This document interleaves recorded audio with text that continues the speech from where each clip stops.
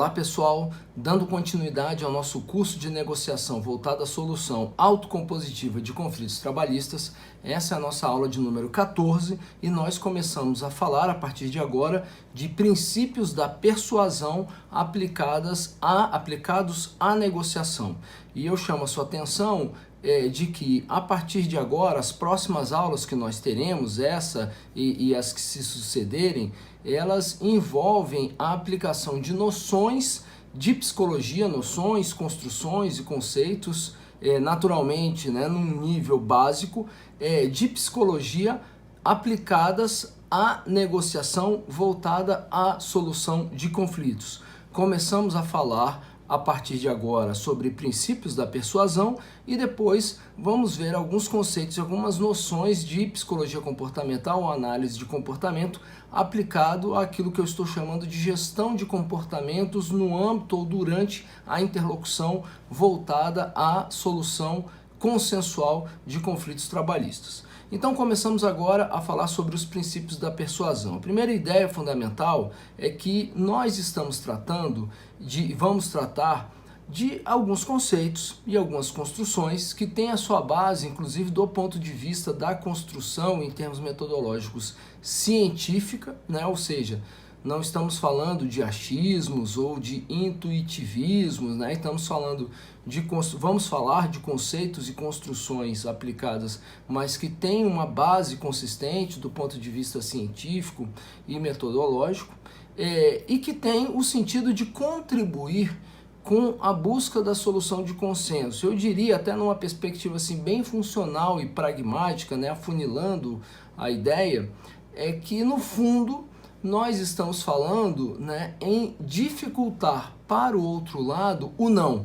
E até tomando emprestado, né, o William Ury, que é uma das grandes referências, um dos autores, né, do emblemático Como Chegar ao Sim, né, e talvez seja na atualidade, né, a maior referência sobre resolução de disputas na perspectiva dos métodos consensuais, da mediação e da negociação. Ele trabalha muito com essa ideia, né, do Como Chegar ao Sim, que é o nome do livro, né, escrito com outros dois autores, e também com a ideia de evitar o não, né? Tanto é que tem um outro livro, né, exclusivamente do William Ury, em que o título se chama Supere o Não, né?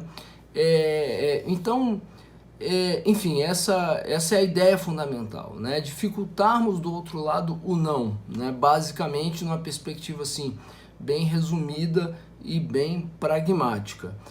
Naturalmente isso não é receita de bolo, né? Da mesma forma que acontece com as técnicas, isso com o tempo você terá condição, né, na medida em que for utilizando, for refletindo, for avaliando, você terá condição de utilizar isso de forma mais natural, mas é importante que se compreenda e que, acima de tudo, se avalie as possibilidades de aplicação. Nós iremos trabalhar aqui numa abordagem conceitual, dando o conceito, e numa abordagem aplicada, inclusive, com exemplos práticos, mas é importante que você faça o seu próprio processo de reflexão e análise. Boa parte do que eu vou falar aqui, né, assim, em grande medida o que eu vou falar aqui foi baseado num trabalho, né, daquele que eu considero que é uma das maiores referências no mundo na atualidade sobre princípios da persuasão, né, ou sobre o processo de persuasão ou de influência, que é o professor Robert Cialdini, que é um psicólogo social e que tem feito aí da sua trajetória acadêmica, né, como principal objeto exatamente esse fenômeno do processo de persuasão entre seres humanos, né? O principal trabalho dele, né, que tem tradução para o português, que é tido aí como um best-seller, né, é esse livro que aparece aí na sua tela, As Armas da Persuasão. Eu não sou muito simpático a esse título, né, que parece um pouco essa coisa da autoajuda barata, né, e a minha crítica à autoajuda nesse caso é porque nós estamos falando muitas vezes de construções e abordagens sem base científica nenhuma, né, ou seja, aquela coisa do achismo, do intuitivismo, que não tem consistência, e aí naturalmente o problema não é aqui uma questão de preciosismo acadêmico, o problema é que nós estamos falando de algo que a partir do momento que não tem consistência, não tem validação do ponto de vista científico, funcionalmente falando, se torna de eficácia extremamente duvidosa, né? Quer dizer, o funcionar é algo duvidoso, né? Então, a ideia é que nós possamos trabalhar aqui com conceitos e construções que tenham fundamento, que tenham base e que, acima de tudo, a partir daí, possam fazer a diferença colaborando com o seu trabalho na perspectiva da busca da solução consensual de conflitos trabalhistas, ok? Muito bem, eu chamo a atenção, em primeiro lugar, né, de que o que eu fiz aqui foi pegar, ter como referência o trabalho do Robert Cialdini e sistematizá-lo numa perspectiva aplicada à negociação. Agora, de antemão, eu quero chamar a sua atenção que boa parte do trabalho dele, né, dessa ideia dos princípios da persuasão, ela tem um componente do ponto de vista evolucionista, né? Ou seja, já falamos um pouco sobre isso aqui, né? Eu já havia mencionado, né, que a psicologia evolucionista tem muito, né, e o evolucionismo, né, e a lógica da seleção natural tem muito a nos ajudar no sentido de permitir que se compreenda determinados comportamentos que foram estabelecidos nessa perspectiva evolucionista, né? Nessa lógica adaptativa e funcional de manutenção e descarte de determinados comportamentos que são mais úteis nessa perspectiva adaptativa. E boa parte deles, como nós vamos ver aqui, eles têm esse componente, né? A base, né, em termos de fundamento desses princípios, eles têm uma lógica evolucionista, eles têm uma lógica adaptativa, eles têm uma lógica funcional e que muitas vezes está ali do nosso lado e a gente não percebe. Então a ideia é trabalharmos aqui essa sistematização, esses princípios nessa perspectiva aplicada e deixando claro desde já que boa parte desses princípios tem essa base evolucionista, adaptativa, funcional. Pois bem, o que eu fiz aqui, conforme vai aparecer agora aí na sua tela, eu procurei sistematizar esses princípios da persuasão em 7 princípios e separei esses princípios em o que eu chamo de princípios referentes à relação e de caráter subjetivo, dos princípios que têm um caráter mais situacional e objetivo.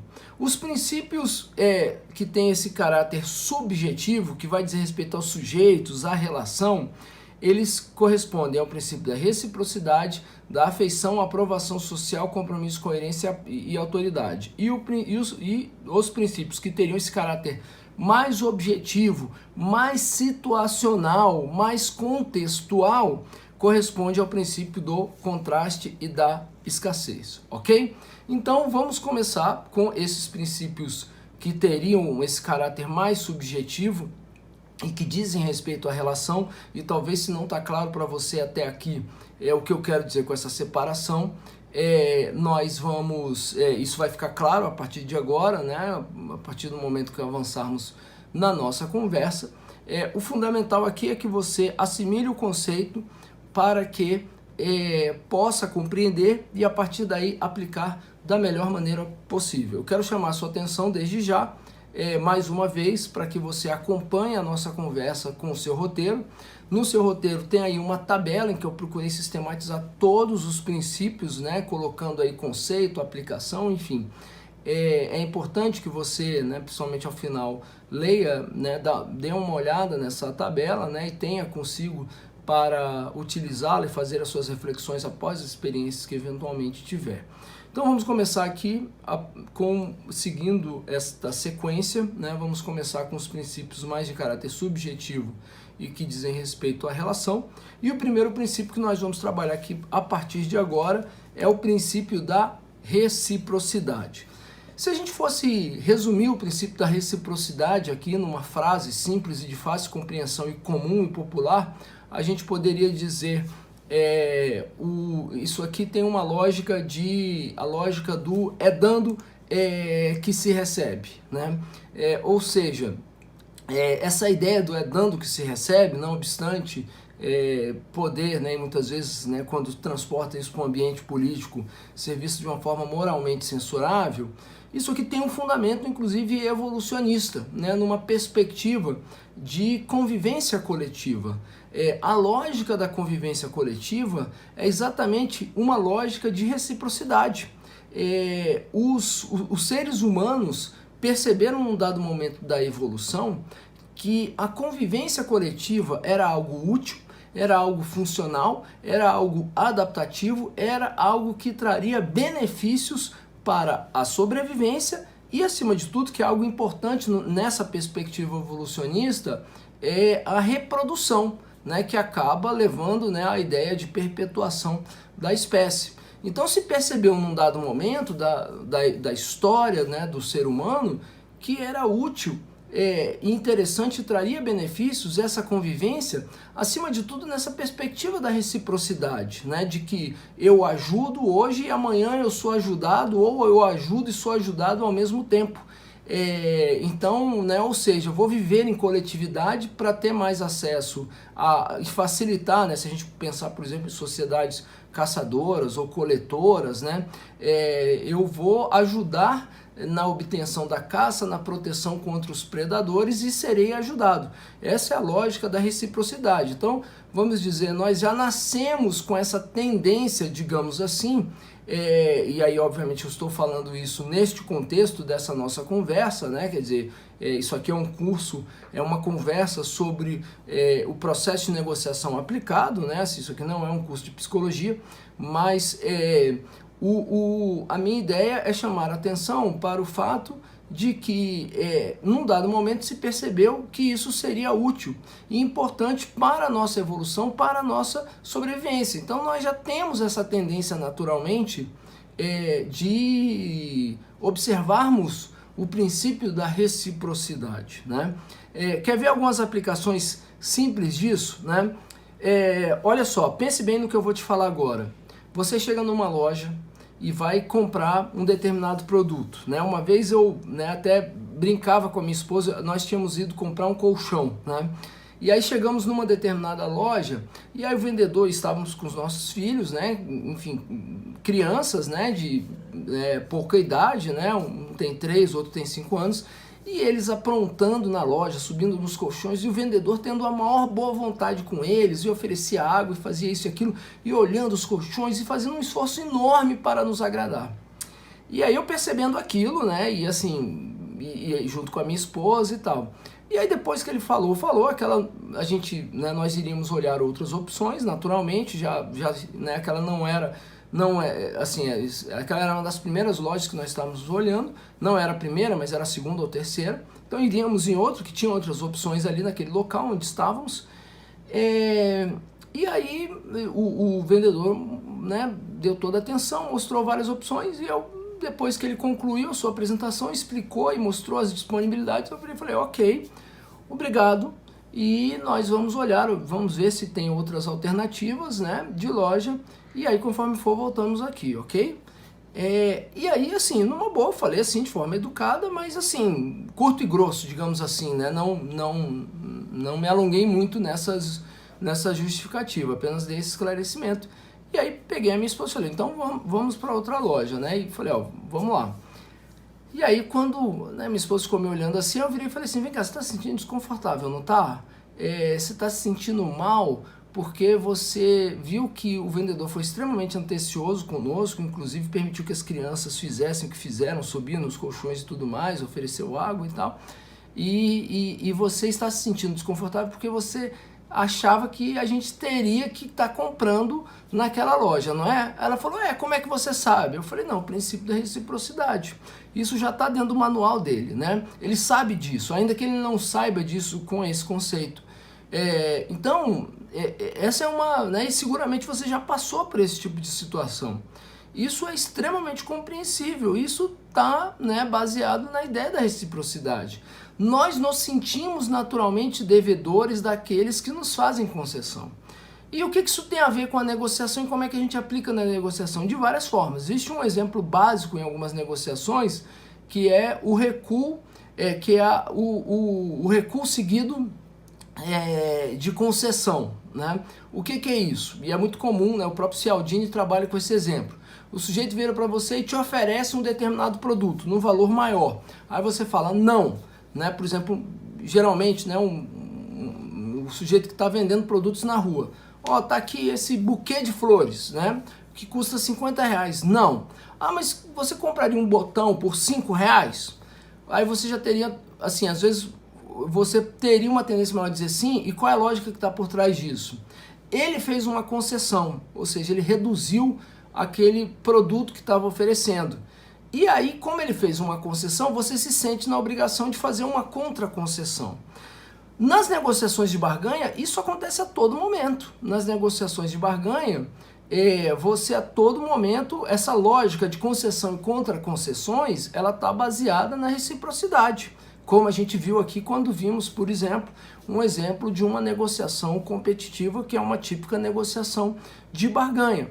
Então, o primeiro princípio fundamental é o princípio da persuasão. Como é que você pode aplicá-lo, né? Não apenas pensando na lógica das concessões. Então, o primeiro ponto é, se você vai entrar numa negociação de barganha, saiba que você vai precisar, para buscar concessões, você precisa fazer concessões, né? Para buscar contraconcessões, você precisa fazer concessões. A grande questão é você se planejar, se você vai entrar numa negociação de barganha, para saber como serão as suas concessões, né? Mas uma forma bastante interessante de aplicar esse princípio, por exemplo, seria a ideia do rapport, né? A ideia do acolhimento inicial. A partir do momento que você promove esse acolhimento inicial, né, dentro dessa ideia do rapport, você já está despertando do outro lado, dentro dessa lógica de reciprocidade, a sensação da obrigação de que é preciso retribuir dentro dessa lógica de reciprocidade com um comportamento equivalente ou semelhante. Então, esse é o primeiro princípio importante da persuasão. Para que a nossa aula não se alongue muito, nós vamos parar por aqui e na próxima aula nós vamos dar continuidade aos princípios da persuasão, seguindo a sequência que foi estabelecida com os princípios, né? Estamos falando dos princípios de caráter subjetivo e que dizem respeito à relação, ok? Então paramos por aqui e até a nossa próxima aula. Continue conosco.